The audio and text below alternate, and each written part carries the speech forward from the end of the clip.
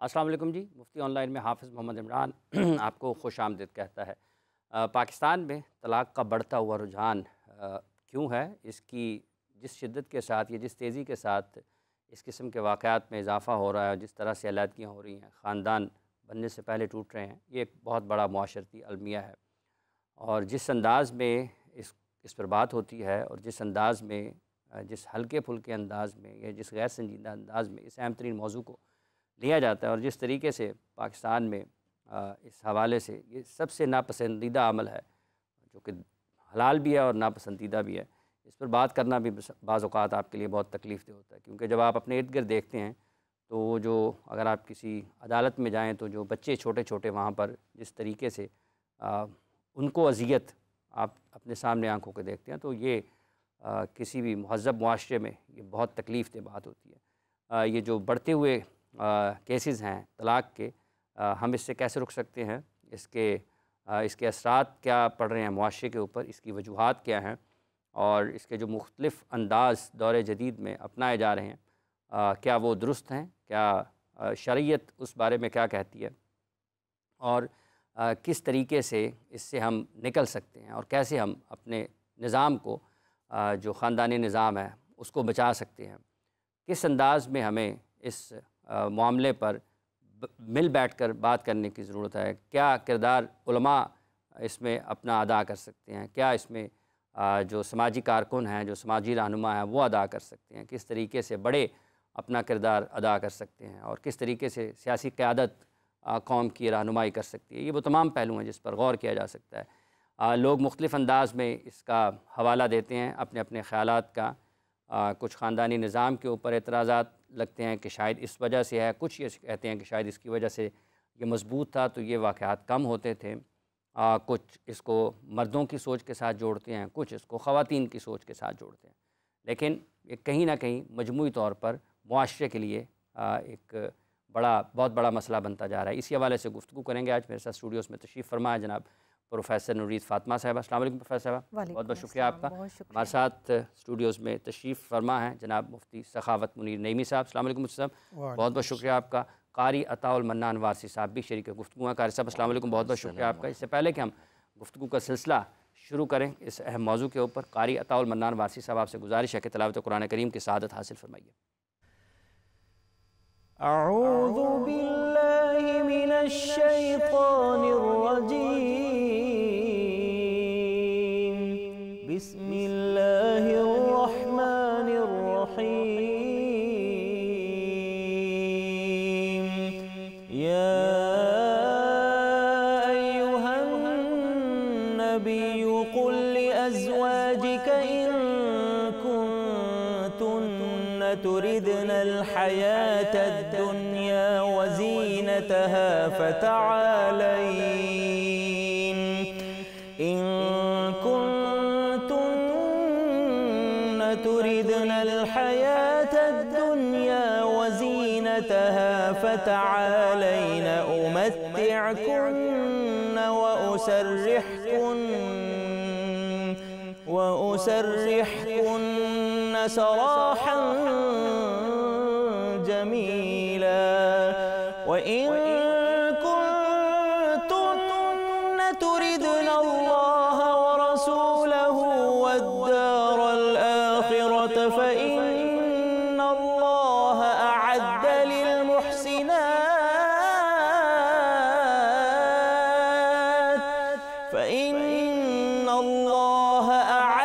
للمحسنات منكن أجرا عظيما يا نساء النبي من يأت منكن بفاحشة مبينة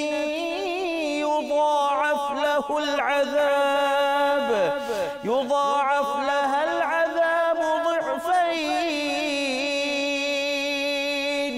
وكان ذلك على الله يسيرا ومن يقنت منكن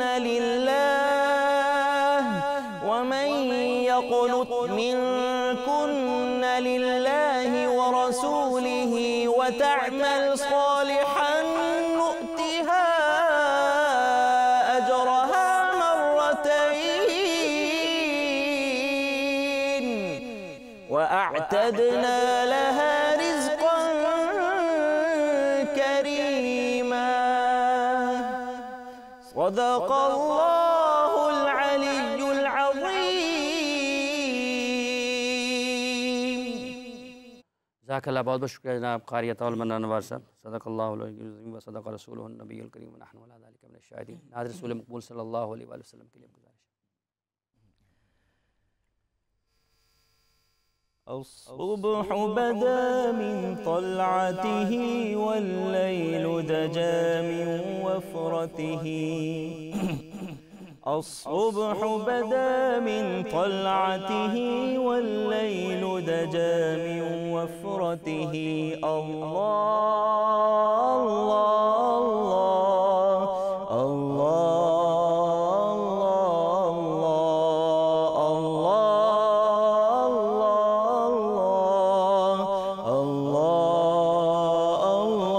الله.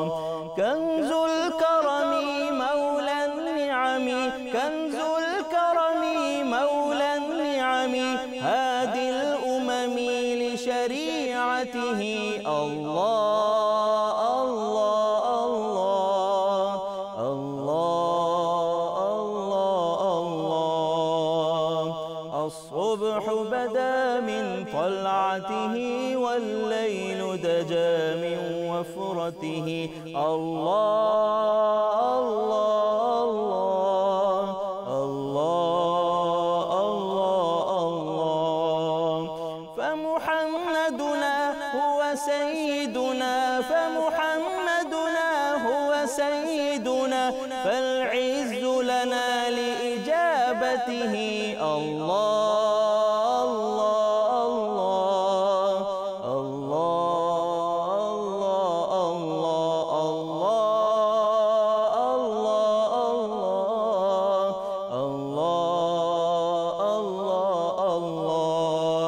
لجپال جدا رکھوالائے، لجپال جدا رکھوالائے، انہوں کون مٹاون والائے. لجپال جدا رکھوالائے، انہوں کون مٹاون والائے. ساڈی اس سوہنے نل لگ گئی ہے، ساڈی اس سوہنے نل لگ گئی ہے، جڑا توڑ نبھاون والا ہے. اللہ اللہ اللہ. الصبح بدا من طلعته والليل دجا من وفرته. الله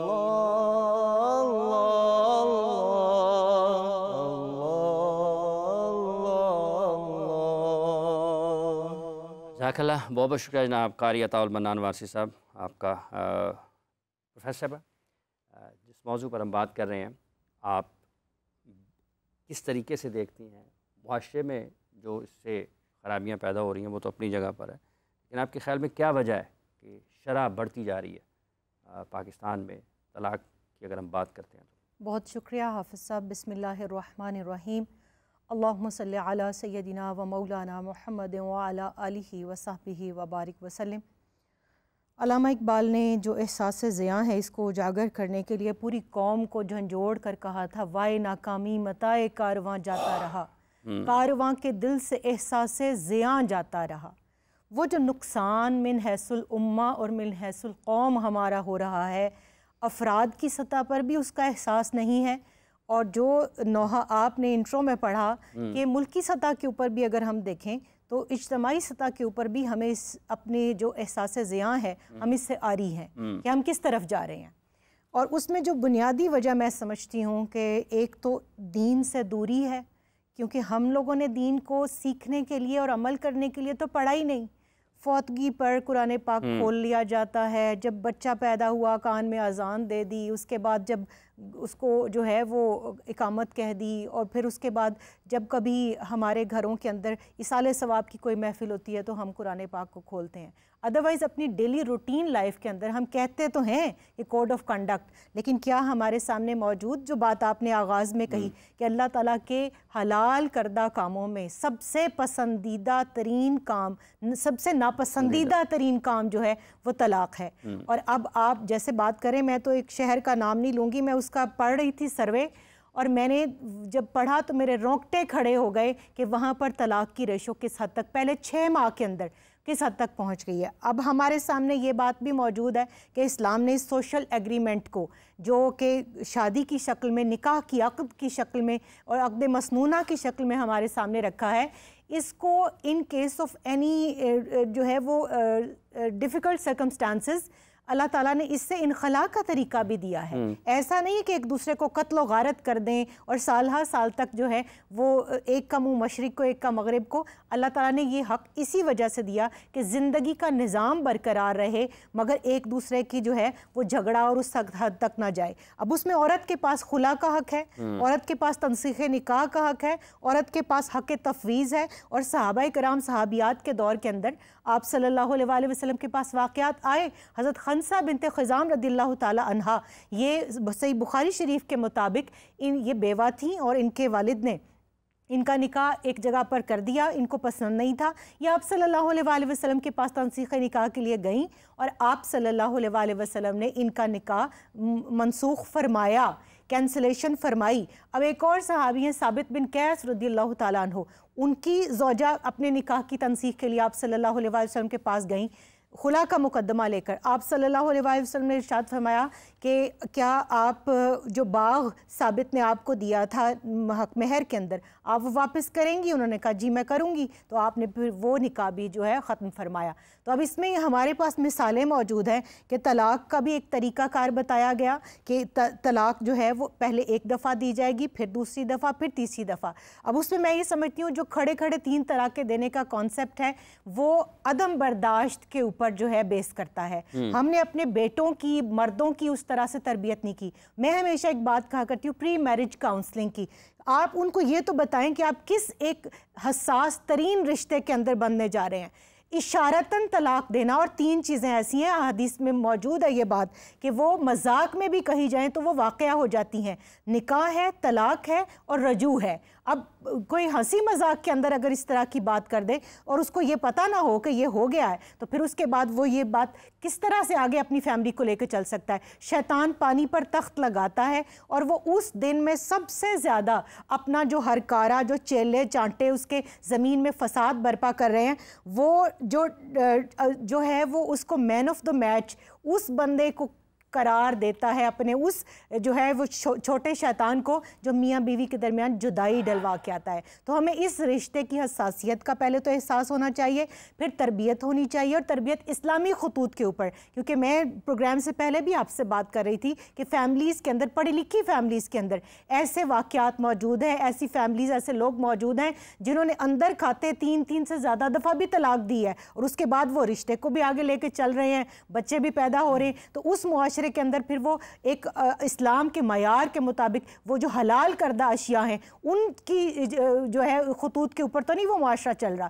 پھر ہم اس معاشرے سے کیسے توقع کر سکتے ہیں کہ اس میں خیر و برکت ہوگی، اس کے اندر جو ہے وہ ایک فیملی بانڈنگ ہوگی، اور اس فیملی بانڈنگ کے اندر ہم جو ہے وہ اسلامی شاعر کو پروان چڑھا سکیں گے، جبکہ اس کی بیس ہی غلط ہے. کیونکہ کسی چیز کی بھی اگر بیس غلط ہے، اور پھر میں یہاں پر سمجھتی ہوں خواتین کے اوپر یہ بات، اور خاص طور پہ میں ایک عورت ہونے کے ناطے اس بات کو ضرور جو ہے وہ مینشن کروں گی کہ میڈیا اور سوشل میڈیا نے اس چیز کو بہت ہائی لائٹ کیا ہے. ڈراماز جو بنائے جاتے ہیں، فلمیں جو بنائی جاتی ہیں، جس طرح کے دکھائی جاتی ہیں چیزیں، اس سے بھی ایک پرووکنگ جیسچرز ہماری سوسائٹی میں آ رہا ہے.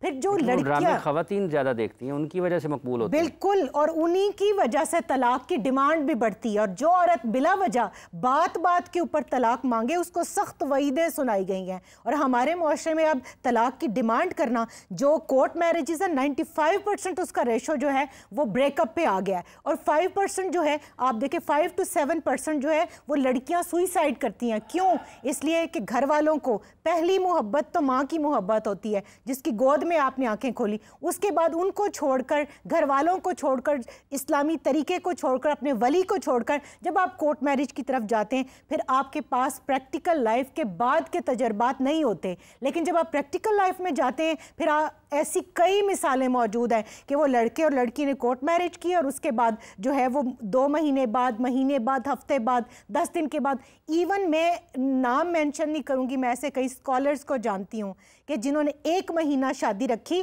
اور اس کے بعد اپنی ہی اسٹوڈنٹ کو فارغ کر دیا طلاق دے کے. کیوں؟ اس لیے کہ یہ مشغلہ بن چکا ہے. تو اس چیز کو جتنے بے دردی کے ساتھ اس معاشرے کے اندر کھلواڑ بنایا جا رہا ہے، ایسے پروگرامز کی اور ایسے تربیتی سیشنز کی اشد ضرورت ہے کہ اس میں ہم لڑکوں کی اور لڑکیوں کی دونوں کی پری میرج کاؤنسلنگ کریں. شادی سے پہلے ان کو بتایا جائے کہ آپ کس سینسیٹیو ریلیشن میں جا رہے ہیں اور اس کی سینسیٹیوٹی کیا ہے، اس کی برکت کیا ہے، تمہارا مقام کیا ہے. اور خواتین کو میں کہوں گی، وہ یہ کہتی ہے ہمیں حق تفویض مل گیا.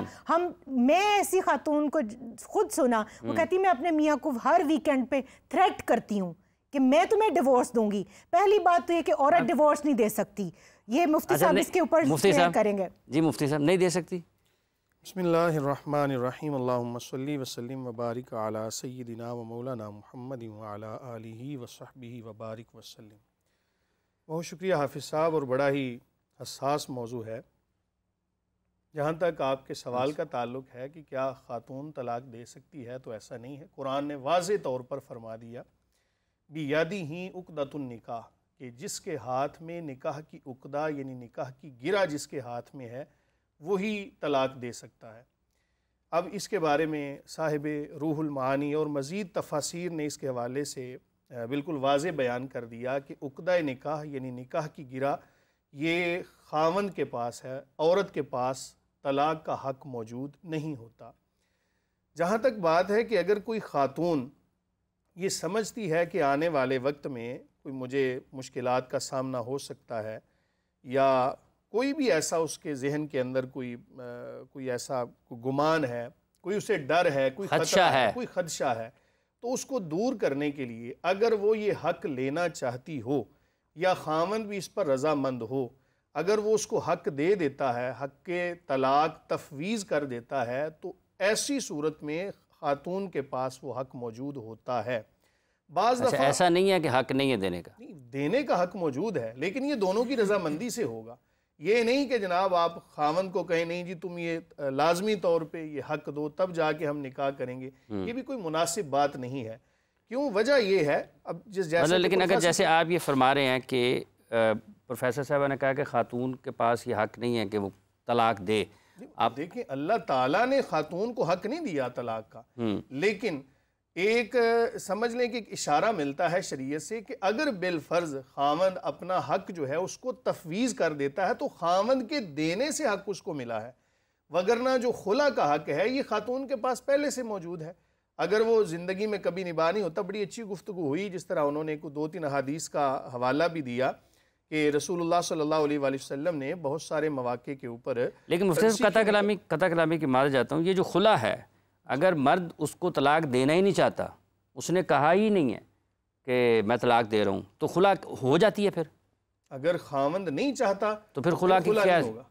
خاوند کی رضامندی یعنی فریقین کی رضامندی کے ساتھ خلا نافذ ہوگا. یہ نہیں ہے کہ خاتون کہے جی تم مجھے جو عدالت میں جا کے یا کسی بھی فورم کے اوپر جا کے وہ اپنا کیس دائر کرتی ہے اور کہتی ہے جی مجھے یک طرفہ خلا. یہ یہاں پر نا تھوڑا سا سمجھنے کی ضرورت ہے کہ خلا اور تنسیخ نکاح یہ دونوں مختلف پہلو ہیں. ہمارے ہاں یہ دیکھا گیا ہے کہ ہم سمجھتے ہیں کہ خاتون نے خلا لے لیا ہے. واضح رہے کہ شرعی طور پر خلا تب نافذ ہوتا ہے کہ جب دونوں کی رضامندی ہو، یعنی خاوند رضامند ہوگا تو خلا ہوگا. تنسیخ نکاح کے اندر یہ ایک خلا کا آپ نے کہا کہ خاوند اگر رضامند ہوگا تو خلا نافذ ہوگا.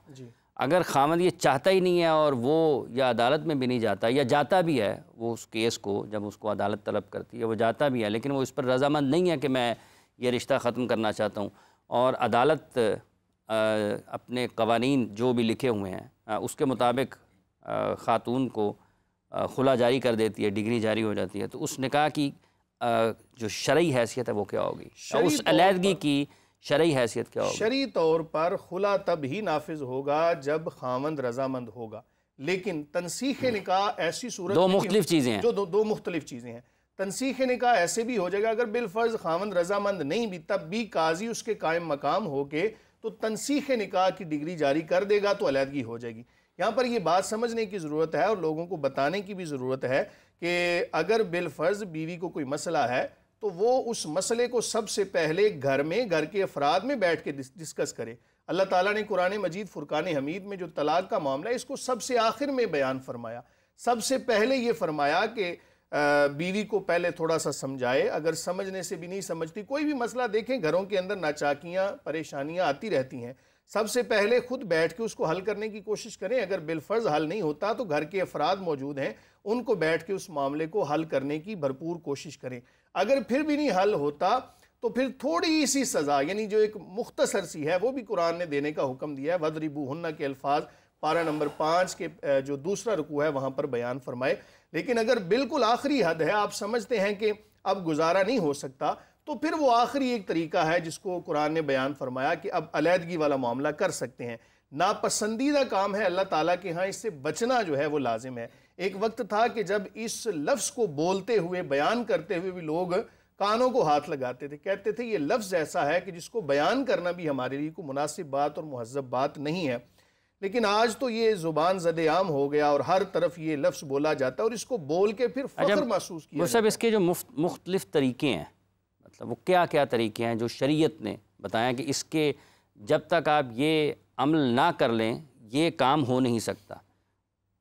اور آج جس طریقے سے چونکہ ڈیجیٹل دور ہے، لوگ اپنے ڈیجیٹل پلیٹ فارمز پر اناؤنس کر دیتے ہیں، یہ کوئی مناسب بات نہیں ہوتی۔ میں آپ کو ایک روایت سناتا ہوں، اس سے آپ کو نہ پتہ چل جائے گا۔ ایک ہمارے اسلاف میں سے ایسے ہیں کہ جن سے کسی نے پوچھا کہ حضور مجھے بتائیں کہ آپ کی بیوی کے اندر وہ سنا ہے آپ کی آپس میں کوئی ناچاکیاں ہیں تو آپ اس کے بارے میں بیان کریں گے؟ تو آپ نے یہ کہہ کے بات کو ختم فرما دیا۔ آپ نے فرمایا کہ وہ میری بیوی ہے اور میں اپنی بیوی کے بارے میں کوئی بھی ایسی چیز نازیبا گفتگو یا اس کے جو بھی کوئی ویک پوائنٹ ہیں وہ میں پبلکلی بیان کرنا مناسب نہیں سمجھتا۔ اب کیا ہوا، کچھ دیر گزری تو طلاق واقع ہو گئی۔ تو دوبارہ انہوں نے کہا جی اب تو طلاق واقع ہو گئی، اب تو بتا دیں وجہ کیا تھی؟ تو آپ نے فرمایا کہ اب تو میری بیوی نہیں رہی، تو کسی غیر خاتون کے بارے میں کوئی ایسا جملہ بول کے تو نہ اپنے حوالے سے کوئی غیبت کا پہلو نکالنا چاہتا ہوں نہ تمہارے حوالے سے۔ تو اب اس سے پتہ چلا کہ کسی کے عیبوں کو بیان کرنا یہ تو کوئی اچھی بات نہیں ہے، لیکن اگر پبلکلی آپ بیان کرنا چاہتے ہیں تو اگر تو اچھے الفاظ ہیں تو وہ بیان کرنے میں کوئی مذائقہ نہیں ہے۔ یہ اصول بھی یاد رکھیں، قرآن نے جہاں پر طلاق کا موضوع بیان فرمایا ہے نا، وہاں پر یہ بھی فرمایا کہ اگر خاوند اس کو چھوڑنا چاہتا ہے فَأَمْسِكُوهُنَّ بِمَعْرُوفٍ وَسَرِّحُوهُنَّ بِمَعْرُوفٍ، اگر رکھنا چاہتا ہے تب بھی معروف طریقے کے مطابق، اگر چھوڑنا چاہتا ہے تب بھی معروف طریقے کے مطابق۔ ہمارے ہاں ہوتا یہ ہے کہ جب تک گزارا ہو رہا ہو بڑی اچھی طریقے سے گزارا کیا جاتا ہے، لیکن جب چھوڑنے کی بات آئے تب جناب شروع زندگی سے لے کر آخر زندگی تک جو باتیں ہیں سب بیان کر دی جاتی ہیں۔ بھئی اس نے آگے نکاح کرنا ہے، اس کی بھی زندگی ہے، تمہاری بھی زندگی ہے، اس لیے اگر چھوڑنا ہو تب بھی معروف طریقے کے مطابق، رکھنا ہو تب بھی معروف طریقے کے مطابق۔ اگر بالفرض کہیں کوئی ایسی نوبت آ جاتی ہے، طلاق تک معاملہ اللہ نہ کرے پہنچ ہی جاتا ہے، تو سب سے پہلے یہ بات یاد رکھیں کہ یہ دو خاندان تھے اور دو خاندانوں کے مابین ایک علیحدگی اور دشمنی کا پہلو نکلے گا، اس لیے سب سے پہلے تو اس سے بچنے کی کوشش کرنی چاہیے۔ اگر آخری حد تک آپ آگے ہیں تو اگر چھوڑنا ہی چاہتے ہیں تو خاوند کو چاہیے کہ ایک طلاق دے اور ایک طلاق دینے کے بعد پھر دوسری اور تیسری طلاق اس کے اوپر نافذ نہ کرے۔ اگر ایک طلاق دے گا عدت مکمل ہو جائے گی، وہی ایک طلاق بائن بن جائے گی، بیوی آزاد ہو جائے گی، خاوند بھی آزاد ہے، بیوی جہاں چاہے نکاح کر سکتی ہے۔ ہمارے ایک طلاق کے بعد جی جو مدت ہے وہ کتنی ہے؟ 3 حیض اگر خاتون کے گزر گئے تو قرآن نے کہا کہ اس کی عدت مکمل ہوگی، اور اس دوران رجوع نہیں ہوا، رجوع اگر نہیں ہوا تو پھر وہی ایک طلاق 3 میں بدل جائے گی۔ وہ 3 میں بدلے گی نہیں، یہ یہاں پر سمجھنے کی بات ہے۔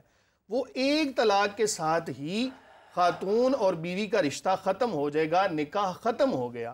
اب نہ تو اس کو دوسری طلاق دینے کی ضرورت ہے، نہ ہی اس کو تیسری طلاق دینے کی ضرورت ہے۔ ہمارے ہاں مسئلہ یہ ہے کہ جب تک مرد 3 الفاظ نہیں بولتا تب تک شاید اسے صبر نہیں آتا، یا شاید وہ سمجھتا ہے کہ ہمارا رشتہ نہیں مفتی، آپ نے کہا کہ ایک کے بعد دوسری اور تیسری کی ضرورت پیش نہیں آئے گی. نہیں آئے گی. ٹھیک ہے، اس کا مطلب یہ کہ طلاق واقع ہو جائے گی. طلاق واقع ہو جائے گی. اور اگر انہوں نے رجوع کرنا ہے ایک طلاق کہنے کے بعد تو کیا طریقہ کار ہوگا؟ اگر ایک طلاق دینے کے بعد وہ رجوع کرنا چاہتا ہے، عدت کے دوران رجوع کر سکتا ہے مرد. یعنی 3 مائنسز جو ہوتے ہیں ان میں عدت، وہ خاتون عدت کے اندر ہے، اگر مرد رجوع کرنا چاہتا ہے تو عدت کے اندر رجوع کر سکتا ہے. اگر رجوع ہو گیا تب بھی وہ ایک طلاق کے بعد رجوع ممکن تھا. اگر بالفرض عدت کے دوران اس نے دوسری طلاق بھی دے دی اب بھی رجوع ممکن ہے. لیکن اگر اللہ نہ کرے اگر رجوع نہیں ہوتا اس دوران میں، اگر رجوع نہیں ہوتا، عدت ختم ہوگی، تو وہ جو 1 یا 2 طلاقیں اس نے عدت میں دی تھیں وہ بائن ہو گئیں. اب ایک طلاق کے بعد بھی نکاح ختم ہو گیا عدت گزرنے کے بعد. 2 طلاقیں اگر دی تھیں تب بھی نکاح ختم ہو گیا عدت گزرنے کے بعد. لیکن اگر اس نے 3 طلاقیں دے دیں تو اب ان کا دوبارہ آپس میں نکاح ممکن نہیں ہے. قرآن نے کہا فَإِن طَلَّقَهَا، ایک طلاق کے بعد دوران عدت نکاح ممکن ہے. ایک طلاق کے بعد عدت کے دوران نکاح نہیں بلکہ رجوع ممکن ہے. اگر عدت گزر گئی تو پھر بھی نکاح کی گنجائش باقی ہے. لیکن اگر بالفرض 3 طلاقیں دے دی تو اب معاملہ ختم ہو گیا. ہمارے ہاں مسئلہ یہ ہے کہ مردوں کو بھی اور خواتین کو بھی یہ سمجھنے کی ضرورت ہے کہ خدارا جب کبھی ایسا کوئی معاملہ ہو تو زبان کو بڑے کنٹرول میں رکھیں، بڑی سمجھ کے ساتھ، بڑی سوجھ بوجھ کے ساتھ یہ فیصلہ کریں، کیونکہ اس سے گھر تباہ ہوتے ہیں، دشمنیاں پیدا ہوتی ہیں. اور ایک طلاق کے بعد بھی علیحدگی ممکن ہے، 2 طلاقوں کے بعد بھی ممکن ہے، اور 3 طلاقوں کے بعد تو اب دوبارہ رجوع ان کا ممکن نہیں ہے. یہ اصل میں سمجھانے کی فیصل کو کنفیوژن کیا آپ کو لگتی ہے اگر ہم اس، چونکہ لوگوں کو جیسے آپ نے شروع میں حوالہ بھی دیا، کہاں پر ابہام ہے، کہاں لوگ درست فیصلہ نہیں کر پاتے ہیں یا شریعت کے مطابق نہیں چل پاتے ہیں؟ مفتی صاحب نے بہت خوبصورتی کے ساتھ اس کے فقہی ایسپیکٹس جو ہیں وہ کلیئر کیے. اس میں ایک چیز کا اضافہ کر دوں مفتی صاحب آپ کی اجازت سے، کہ جب ہم عدت کی بات کرتے ہیں نا تو میں خواتین کو اکثر یہ بات بتاتی ہوں کہ مین ٹو مین چیزیں ڈفر کرتی ہیں. وہ اس طرح کہ اگر ایک لڑکی ہے، اس کا نکاح ہوا ہے، رخصتی نہیں ہوئی، اس کی عدت ڈیفرنٹ ہے اور اس کی عدت ہے ہی نہیں ہے. مفتی صاحب ایم آئی رائٹ؟ ہاں جی. اچھا، دوسری بات، اگر ایک خاتون پریگننٹ ہے تو وضع حمل چاہے وہ 1 دن کے بعد ہو جاتی ہے بچے کی ولادت تو وہ اس کی عدت ختم ہو گئی. تیسری بات، اگر ایک خاتون آئسہ ہے یعنی وہ اس حیض کے ایام سے گزر چکی ہے، اولڈ ایج لیڈی ہے، اس کی جو عدت ہے وہ 3 ماہ ہے. اب ان چیزوں کا ہماری خواتین کو ہی نہیں پتا. اور آپ جو بات کر رہے ہیں، جیسے میں بات کری تھی، بعض دفعہ یہ الفاظ استعمال کیے جاتے ہیں کہ تو میرے لیے حرام ہو گئی، یہ الفاظ استعمال کیا جاتے ہیں کہ تو میرے لیے ماں جیسی ہے، تو میرے لیے بہن جیسی ہے، تو میرے لیے بیٹی جیسی ہے. ان الفاظ کی انٹینسٹی کیا ہے ہمارے لڑکوں کو یہ نہیں پتا، مردوں کو یہ نہیں پتا کہ اس سے بھی نکاح جو ہے وہ فسخ ہو جاتا ہے. اب جو بات آپ کر رہے تھے مفتی صاحب سے، آپ نے سوال جو پوچھا، میں اس میں ایک چیز ایڈ کرنا چاہوں گی. جو میں نے بات کی تھی کہ عورت طلاق نہیں دے سکتی، طلاق واقعہ ہی عورت پر ہوتی ہے، یہ مرد کا حق ہے، وہی دے سکتا ہے اور واقعہ عورت پر ہوتا ہے. لیکن جب حق تفویض کیا جاتا ہے ہمارے نکاح نامے کے اندر شک نمبر 18، اور انفارچونیٹلی میں نے کئی نکاح نامے دیکھے ہیں کہ وہ باپ یا بھائی یا بزرگ جو ہے وہ لمبی لکیر کھینچ کے لڑکی کے پاس لاتے ہیں، اس کو پتہ ہی نہیں ہوتا کیا ہے. سیدہ زینب سلام اللہ علیہا بنت علی المرتضیٰ شیر خدا کرم اللہ وجہہ الکریم کا جب نکاح ہوا تو اس میں شرط رکھی گئی تھی کہ اگر یہ حسین کے ساتھ کہیں مسافرت اختیار کرنا چاہے تو اس کو نہیں روکا جائے گا. ایسی شرائط بھی رکھی جا سکتی ہیں. لیکن جب حق تفویض، حق یہ جو طلاق کا دیا جاتا ہے تو وہ بعض دفعہ کنڈیشنل ہوتا ہے، بعض دفعہ وہ 1 حق دیا جاتا ہے، بعض دفعہ 2، بعض دفعہ 3، اور بعض دفعہ یہ حق مشروط ہوتا ہے کہ میں تمہیں اس شرط کے ساتھ یہ حق دیتا ہوں کہ اگر میں تمہیں خرچہ نہ دوں، اگر میں تمہیں کئی سال تک ملوں نہ، اگر میں تمہیں زد و کوب کروں، تمہارے اوپر تشدد کروں تو تم طلاق دے سکتی ہو. پھر آپ نے خلا کی بات کی، کینسلیشن آف نکاح کی بات، جس کو ہم تنسیخ نکاح کہتے ہیں. مفتی صاحب نے جو بات بتائی وہ بھی ہے، لیکن 4 بنیادی چیزیں عورت کو پتہ ہونی چاہیے کہ اس جو سوشل ایگریمنٹ ہے اور جو ہمارا ایک مسنون نکاح ہے، اس سے نکلنے کے عورت کے پاس کون سے 4 طریقے ہیں. پہلا طریقہ طلاق تفویض، جس کو میں نے اور مفتی صاحب نے ابھی کلیئر کیا. اس کے اندر بھی آپ دیکھیں کہ وہ جو حق میں نے بتایا کہ شرائط کے ساتھ اگر مشروط ہے تو پھر آپ کو شرائط کے ساتھ ہی وہ شرائط کے ساتھ. مفتی صاحب یہ ٹھیک بات ایسے ہی ہے؟ دیکھیں جہاں تک ہے نا شرائط کا تعلق، میں یہ سمجھتا ہوں کہ جب نکاح کیا جاتا ہے نا، ایک لڑکا اور لڑکی اس عقد کے اندر آتے ہیں تو ان کو سب سے پہلے یہ دیکھنا چاہیے کہ ہمارے بڑوں نے، اور بڑوں کو بھی چاہیے کہ اپنے جو بچے ہیں نا ان کے حقوق کا، فرائض کا تحفظ کریں، اور شرائط اگر رکھ دی جاتی ہیں تو اس میں کوئی قباحت نہیں ہے، شرائط رکھنے میں کوئی قباحت نہیں ہے، لیکن ایسے ہی فضول میں شرائط لگا دینا یہ بھی کوئی مناسب بات نہیں ہے۔ شرائط رکھنے میں کوئی قباحت نہیں ہے؟ قباحت نہیں ہے، شرائط لگ سکتی ہیں، اس میں کوئی قباحت نہیں ہے۔ اب جیسے آپ بات کریں تو سوشل میڈیا پر جو ایک وائرل نیوز ہم نے بھی دیکھی سنی، اس میں بھی پھر دیکھنا پڑے گا کہ آیا ان کو حق کتنا تفویض کیا گیا تھا، کیا وہ مشروط تھا، نہیں تھا، تو وہ تو پھر انڈیویجول کو دیکھ کر اس کے اسٹیٹس کے اکارڈنگلی پھر کو مفتیان کرام جو ہے وہ فتویٰ دے سکتے ہیں۔ دوسرا حق خلا کا، جیسے میں نے بات کی عورت جا سکتی ہے، اس میں ہماری خواتین کو یہ نہیں پتا کہ خلا کا حق جب وہ مانگیں گی، اگر انہوں نے حق مہر نہیں لیا تو وہ حق مہر ان کو چھوڑنا پڑ سکتا ہے۔ پھر تیسری چیز کیا ہے؟ مبارک، کہ عورت اور مرد آپس میں مشاورت کر لیں اچھے مہذب پڑھے لکھے طریقے سے، کہ کورٹ میں جا کے تم میری کیریکٹر اسیسینیشن نہ کرنا، میں تمہاری نہیں کروں گا۔ بعض دفعہ جو آپ نے بات کی بہت تکلیف دہ بات ہوتی ہے کہ وہ اتنی طلاق اور خلا کے معاملات اور تنسیخ نکاح کے معاملات میں ایک دوسرے کی اتنی کیریکٹر اسیسینیشن کر دیتے ہیں کہ کل کو بچوں کی شادیوں کے وقت میں بھی وہ چیزیں تانا بن کے ان کے سامنے سوسائٹی میں لا کے کھڑی ہوتی ہیں۔ تو آپس میں بیٹھ کر صلح صفائی کے ساتھ اگر آپ نہیں رہ سکتے، اگر آپ کو لگتا ہے کہ اب اس کے بعد جو ہے وہ بے راہروی کی طرف معاملہ جائے گا یا ایک دوسرے کی عزت اور تذلیل کا معاملہ شروع ہو جائے گا، تو پھر آپ طے کر لیں کہ آپ نے ایک دوسرے کے ساتھ نہیں رہنا، اس سوشل ایگریمنٹ کو ختم کرنا ہے اور پھر اس کو جو ہے وہ اچھے طریقے سے ڈاکومنٹ کر لیں۔ پھر تیسری چیز نکاح کی تنسیخ ہے کہ فسخ کرنا، جو کورٹ کر سکتا ہے۔ اور آپ نے بات کی تھی، مفتی صاحب بھی بات کر رہے تھے کہ اگر مرد نہ طلاق دے، ہماری سوسائٹی میں ایسا کئی کیسز آپ نے بھی دیکھے ہوں گے کہ کئی سال تک عورت کو لٹکایا جاتا ہے۔ میں ہمسایہ ملک کی ایک رپورٹ پڑھ رہی تھی، کیرالا کے اندر انہوں نے یہ جو ہے وہ رول ایک پاس کیا اور کئی سال سے وہاں پر رائج ہے کہ تنسیخ نکاح کے علاوہ ہر وہ لیول جس پر عورت آ کے مقدمہ دائر کرے گی کہ مجھے طلاق چاہیے، اس کو طلاق دے دی جائے گی۔ اب یہ بات بھی غلط ہے۔ یہاں پر میں یہ دیکھتی ہوں کہ خواتین، جیسے میں نے شروع میں بات کی تھی کہ تنسیخ نکاح ہو، جو ہے وہ خلا ہو، مبارت ہو یا حق تفویض ہو، عورت چونکہ جلد باز ہے، دور اندیش نہیں ہے، وہ پیش آمدہ معاملات ہیں۔ جو لفظ بولا مبارک، یہ متارکہ لفظ ہے۔ آپ نے ابھی جو لفظ یہ بولا مبارک، یعنی مبارک نہیں، مبارت، مبارک نہیں، متارکت لفظ ہوتا ہے۔ یعنی بعض دفعہ نا خاتون اور مرد دونوں بیٹھ کے ایک بات کر لیتے ہیں کہ جی ہم نے نکاح کے حکم کو اٹھا دیا، تو اب یہ جو اٹھانا ہوتا ہے میرے خیال سے اس کو متارکت کہا جاتا ہے، کہ یہ نکاح کے حکم کو ہی اٹھا دینا۔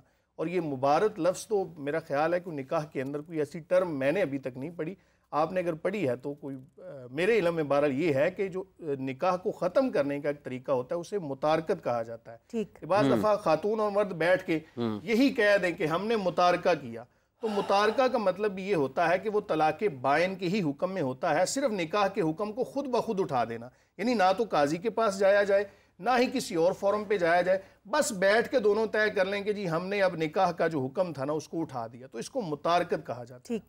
اب اس میں جو اس کے بعد کے پیش آمدہ مسائل ہیں، میں جو بات کر رہی تھی کہ عورت ان کے اوپر بعض دفعہ نہیں سوچتی۔ آپ دیکھیں ہم جس سوسائٹی میں رہتے ہیں اس میں بیوہ عورت کی تو پھر کسی حد تک ہمدردی کا ایلیمنٹ شامل ہے، لیکن متعلقہ خواتین جو ہیں وہ نکاح کے بغیر کس طرح سے اس سوسائٹی کے اندر، چاہے ان کا قصور ہو یا نہ ہو، لیکن ہمارا ڈائلیما کیا ہے کہ جس عورت کا طلاق ہو جاتی ہے اسی کے ساتھ چیزیں منسوب کی جاتی ہیں کہ یہی بس کے نہیں آئی، اسی میں کوئی قصور ہوگا، یہ اسی نے جو ہے وہ اس ایگریمنٹ کو چلایا نہیں، اس رشتے کو چلایا نہیں۔ تو پہلی بات تو یہ کہ ہمیں مردوں کو بھی سننا پڑتا ہے، تیرے ہی کام خراب ہوتا ہے، لیکن اس جو ہے مرد کے پاس پھر بھی دوسری شادی، تیسری چوتھی شادی کی بھی آپشن موجود ہے، اور وہ 70 سال کا بھی ہو جائے تو اس کے لیے رشتے موجود ہوتے ہیں۔ لیکن ہمارے ہاں اگر ایک ینگ لڑکی کو بھی طلاق ہو جائے تو اس کے بعد اس کے لیے پھر رشتوں کا خاندان کے اندر، حالانکہ ان کو سب باتوں کا پتہ ہوتا ہے کہ اس کو کتنا مارا گیا، اس کو کتنا اس کے حقوق سلب کیے گئے، اس کی کتنی زندگی مشکل تھی، اس کے باوجود اس کی دوسری شادی کا جو ہے وہ سلسلہ کار اس کو نہیں پروان چڑھایا جاتا۔ اچھا یہاں پر مفتی صاحب ایک بات میں کرنا چاہوں گا، ابھی جو بات کر رہی تھی عورتوں کو گھروں میں مارا جاتا ہے اور وہ اتنی پریشان ہوتی، تنگ ہوتی ہیں، اسی طرح 10 سال 15 سال وہ گزارتی ہیں. تو میں اس کے ہسبینڈ کو بھی کہیں ایسا موقع بنے جو شوہر ہیں ان کو بھی میں مشورہ یہ دوں گا کہ اگر عورت آپ کے ساتھ نہیں رہنا چاہتی ٹھیک ہے تو آپ اسے تفویض طلاق دے دیں. اگر وہ جانا چاہتی ہے اور یہ قرآن پاک سے بھی ثابت ہے جو آیات میں نے آج پڑھی ہیں نا, رسول اللہ صلی اللہ علیہ وسلم نے خود اپنی ازواج مطہرات کو یہ اختیار دیا تھا. اور قرآن پاک میں یا ایھا النبی قل لازواجک ان کنتن تردن الحیاۃ الدنیا وزینتها فتعالین امتعکن واسرحکن سراحا جمیلا. اے نبی صلی اللہ علیہ وسلم اپنی بیویوں سے کہہ دیجئے کہ اگر یہ دنیاوی زندگی چاہتی ہیں اور اس کی زینت چاہتی ہیں تو ٹھیک ہے آپ آؤ, میں آپ کو اچھے تحفے دے کر رخصت کر دیتا ہوں. ٹھیک ہے. اچھا یہ تفویض طلاق کا یہاں سے ثابت ہے. جب رسول اللہ صلی اللہ علیہ وسلم یہ اختیار دے رہے ہیں تو اگر بیویاں تنگ ہے جانا چاہتی ہے زبردستی نہیں کرنی چاہیے ان کے ساتھ. ان کو اتنا زبردستی مارا جاتا ہے, گھر میں رکھا جاتا ہے. اچھا کہنا حافظ صاحب, اگر طلاق کا حق تفویض کرنے میں کوئی قباحت نہیں ہے, لیکن جب اس کا مس یوز ہوتا ہے نا, دیکھیں اللہ تعالیٰ نے جو انسان کو پیدا فرمایا مرد و خواتین کو تو ان کی عین فطرت کے مطابق پیدا فرمایا, اور جس کو جو حق عطا فرمایا وہ بھی اس کے برداشت کے مطابق عطا فرمایا ہے. اگر خاتون کو اختیار دے دیا جائے جس طرح کی ابھی بات ہو رہی تھی, تو بعض دفعہ خواتین اس کو بڑا مس یوز کرتی ہیں اور بات پہ اس حوالے سے بات کرنا جی میرے پاس اختیار ہے میں تو جو مرضی کر سکتی ہوں.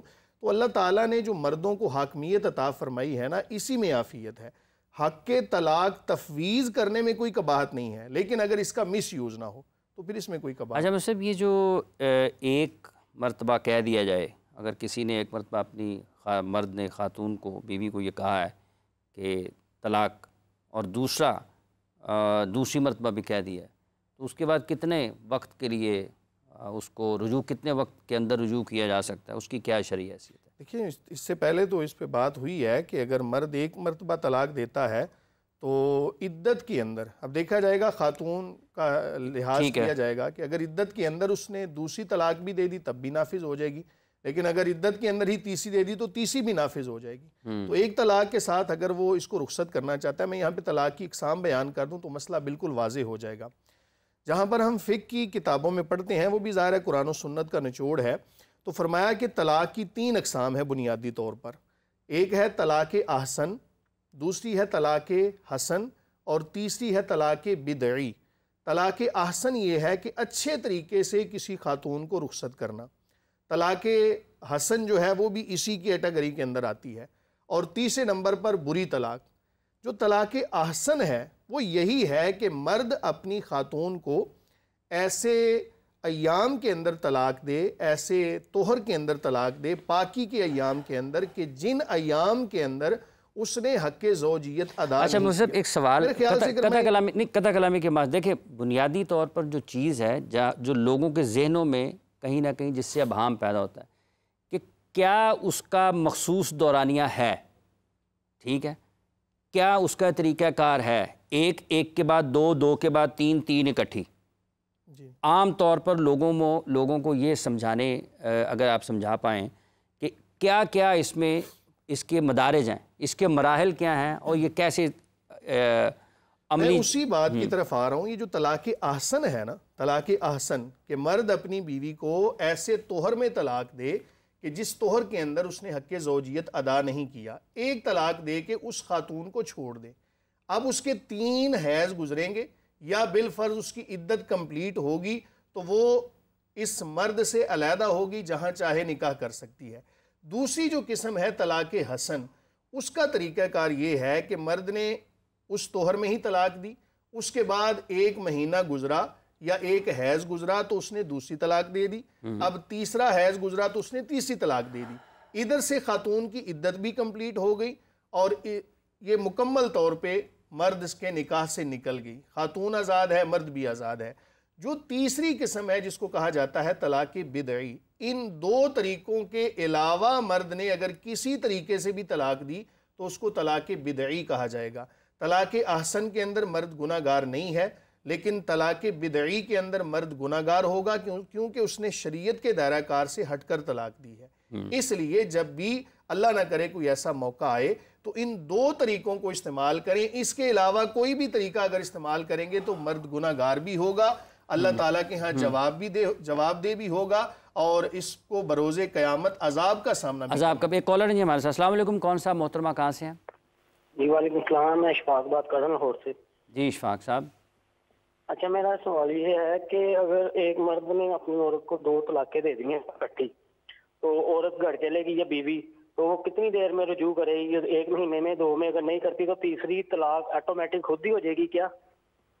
ٹھیک ہے. بہت شکریہ جی اشفاق صاحب. جی دیکھیں، یہ بالکل عوام کے اندر مسئلہ مشہور ہے کہ طلاق خود بخود واقع ہو جاتی ہے. کبھی بھی طلاق خود بخود واقع نہیں ہوتی. خاتون کے پاس اس کا اختیار نہیں ہے الا یہ کہ مرد نے اس کو اختیار دیا ہو. مرد کے پاس اختیار ہے یہ نہیں وہ کہہ رہے ہیں 2 اگر دی ہوئی ہیں اس کے بعد کا کیا طریقہ کار؟ اس کے بعد کا یہی ہے کہ وہ 2 طلاقیں عدت گزرنے کے بعد بائن ہو جائیں گی. 2 طلاقوں کے ساتھ ہی نکاح ختم ہو جائے گا. اگر بالفرض یہ عدت گزرنے کے بعد یا کبھی 5-10 سال کے بعد بھی دوبارہ آپس میں نکاح کرتے ہیں تو صرف یہ ہے کہ آئندہ زندگی میں 1 طلاق کا حق باقی ہوگا. 2 پہلے واقع ہو چکی ہیں. یاد رکھیں کہ ایک نکاح کے بعد مرد کے پاس مکمل 3 طلاقوں کا حق ہوتا ہے. اگر اس نے ایک حق استعمال کر لیا 1 طلاق کا اور عدت گزر گئی، اسی طرح اگر اس نے دوسری طلاق کا حق بھی استعمال کر لیا، عدت گزر گئی، عدت گزرنے کے بعد یہ دونوں طلاقیں واقع ہو گئیں، دوبارہ اگر یہ نکاح کرتے ہیں تو اب صرف 1 طلاق کا حق باقی ہوگا. اور اس کے علاوہ واضح رہے کہ طلاق دینا یہ کوئی جائز کاموں میں ناپسندیدہ کام ہے، اس سے بہرحال بچنا ہی. جی پروفیسر صاحب، اسی معاملے پہ جو ابھی 2 طلاقوں والا مفتی صاحب نے پہلے بھی طریقہ بتایا کہ احسن طریقہ کیا ہے، اور اس سلسلے میں خاص طور پر لڑکوں کے پیرنٹس سے یہی ریکویسٹ کروں گی کہ یہ جو ایگریشن کی ہم بات کرتے ہیں نا، اس میں ہم کھڑے 100 طلاقوں کا بھی ہم نے سنا کہ میں تمہیں میں تمہیں 100 طلاقیں دیتا ہوں. یہ بھی ایگزیجریشن ہے. یہ دین کا مذاق اڑانے والی بات ہے. جس کی آپ کو اجازت ہے 3 کی ہے، اور وہ بھی اس کا طریقہ کار مفتی صاحب نے بتا دیا کہ آپ پہلے 1 دیں گے، اور وہ بھی اس کے دوران طہر میں 3 طہر کے اندر، یا جب تک آپ کی عدت مکمل نہیں ہوتی اس میں رجوع کر سکتے ہیں. تو اسلام نے، میں سمجھتی ہوں کہ ہمیں طریقہ کار بتا دیا ہے. ہمیں اس کو سٹڈی کرنے کی ضرورت ہے، ہمیں اس کے اوپر تربیت کرنے کی ضرورت ہے اپنی نوجوان نسل کی خاص طور پر، اور جو دینی احکامات ہیں ان کو اپنی خواتین کو عمل پیرا ہونے کی ضرورت ہے، اور اس سے پہلے پڑھنے کی اور اس کو حقیقی معنوں میں سمجھنے کی ضرورت ہے. قاری صاحب آپ سے گزارش ہے کہ آپ دعا کرائیں. جتنے بھی لوگ ہمیں اس وقت دیکھ رہے ہیں آپ سب لوگوں کا بہت بہت شکریہ.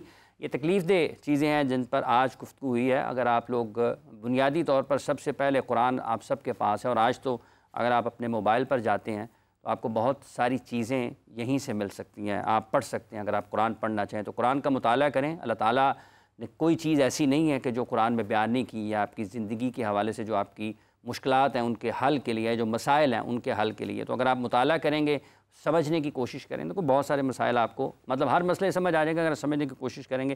یہیں سے ہم آپ سے اجازت چاہتے ہیں. آپ سے دوبارہ ملاقات ہوگی اس دعا کے ساتھ جو کہ قاری عطاء المنان وارثی صاحب کرتے ہیں. پھر آپ سے دوبارہ ملتے ہیں. بہت شکریہ. الحمدللہ رب العالمین والصلاة والسلام على سید الانبیاء والمرسلین. ربنا هب لنا من ازواجنا وذرياتنا قرة اعین واجعلنا للمتقین اماما. یا اللہ ہم سب کی مغفرت فرما. اے کریم آقا فضل کا معاملہ فرما، رحم کا معاملہ فرما. اللہ پوری امت مسلمہ میں آپس میں محبت، اتفاق، مودت پیدا فرما. مولا کریم دنیا میں جہاں کہیں بھی جوڑے بستے ہیں ان کے دلوں میں محبت پیدا فرما اور مودت پیدا فرما. اے کریم آقا ہم سب کو رسول اللہ صلی اللہ علیہ وسلم کی طرح اپنی ازواج مطہرات کے ساتھ زندگی گزارنے کی توفیق نصیب فرما. جس طرح وہ آپس میں محبتیں بانٹتے تھے، الفتیں بانٹتے تھے، اور ایک ہی پیالے میں دودھ بھی پیتے تھے، پانی بھی پیتے تھے، ہمیں بھی اسی طرح سے آپس میں محبتیں بانٹنے کی توفیق نصیب فرما. اسوہ حسنہ پر چلنے کی توفیق نصیب فرما.